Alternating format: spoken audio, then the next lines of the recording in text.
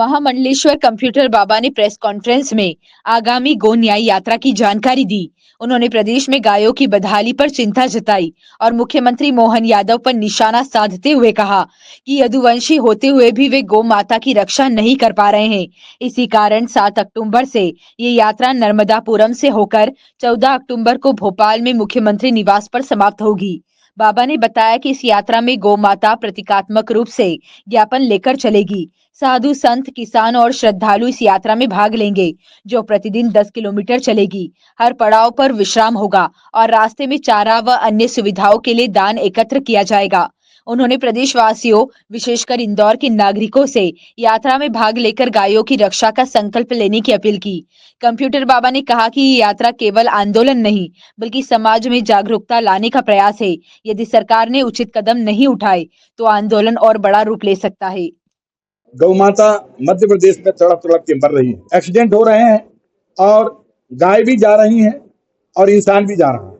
इसको देख करके हम लोगों ने बार बार माननीय मुख्यमंत्री से अनुरोध किया कि गौ माता के लिए कुछ करिए, पर मुझे लगता है कि अनसुनी है और यदुवंशी होने के बाद भी गौ माता के प्रति कोई श्रद्धा नहीं। इसलिए संत समाज ने ठाना है कि अब गौ माता न्याय यात्रा निकालेंगे और गौ माता खुद ही गले में सींग में जो है ज्ञापन लेकर चलेगी। ज्ञापन खुद अपने गौ माता देगी और हम साधु संत युवा वर्ग जो है, किसान बंधु हैं, गौ रक्षक हैं, साधु संत सब साथ साथ में चलेंगे और 14 अक्टूबर को हम लोग जो है सभी माननीय मुख्यमंत्री से अनुरोध करेंगे कि गौ माता को न्याय दें, अन्यथा ये गौ माता मुख्यमंत्री निवास में रहेंगी और आपकी जवाबदारी है कि आप इनकी क्या व्यवस्था हो। कहां से लेकर कहां तक निकलेगी? ये यात्रा 7 अक्टूबर से नर्मदापुरम से लेकर के 14 अक्टूबर तक मुख्यमंत्री निवास पहुंचेगी।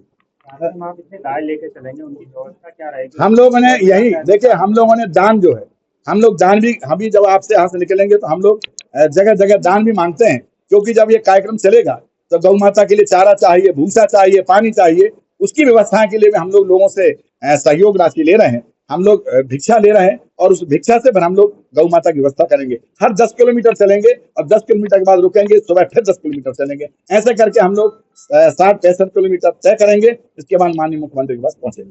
और हमने आपके द्वारा सबसे अनुरोध किया, मैं इंदौर वासियों से भी कहूंगा कि गौ माता की रक्षा के लिए आप लोग भी ट्रकों से, ट्रालों से, पैदल जल जागरण करते हुए गौ माता को राजमाता का दर्जा दिलाने के लिए, गौ माता को विशेष रहने व्यवस्था करने के लिए आप सभी गौ माता को मुख्यमंत्री निवास पहुंचाएं। यही हमारी कामना है। पूनम पांडे के द्वारा किया जा रहा है, उसको लेकर समाज क्या सोचता है? नहीं, मैंने आपको पहले भी कहा और अब भी कहना चाहता हूं कि पूनम पांडे जो है वो मंदोदरी लायक नहीं है, वो सूपड़खा लायक है।